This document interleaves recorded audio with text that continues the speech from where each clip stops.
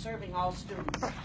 There are deep, unacceptable gaps stretching from kindergarten readiness to disproportionate graduation rates. These gaps reflect lack of racial and economic justice right here in Minnesota and throughout the United States. Schools and communities cannot realize a just system when standardized testing and competition-focused policies push out collaboration and shut down authentic learning. We need an effective school improvement framework that directly addresses opportunity gaps at the root of the racial and economic injustices in our state. Full-service community schools offer a better path to equity and excellence by welcoming the community members as partners in the school improvement. Full-service community schools bring community services into the schools. Full-service community schools empower those closest to students to examine disparities and target racial and economic opportunity gaps. Full-service community schools engage families, teachers, and community members in working together to identify both strengths and weaknesses in school communities. This engagement highlights not just the issues and successes within the school, but shares the focus with the work being done in the community.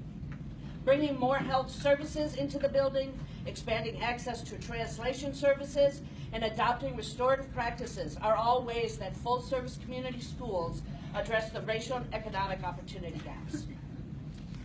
Before the implementation of full-service community schools in Austin, Texas, the graduation rate was 48%. 7 years later, it jumped to 90%. Before the implementation of full-service community schools in Cincinnati in 2006, 85% of students dropped out by 10th grade. In 2017, 62% of students went on to college. In Tennessee, the attendance rate over 8 years went up from 25% to 93% after the introduction of full-service community schools. In Baltimore, over a 10-year period, the mobility rate before the introduction of full-service community schools was 47%. Afterwards, it dropped to 8.8%. And right next door in Brooklyn Center, over a 5-year period, student behavior referrals went from 5,113 to 2,495. For MPS to achieve true educational equity, schools and communities must work together and support one another. We have tried top-down management. We have tried counterproductive competition. We have tried testing. We have failed, and we have failed our students.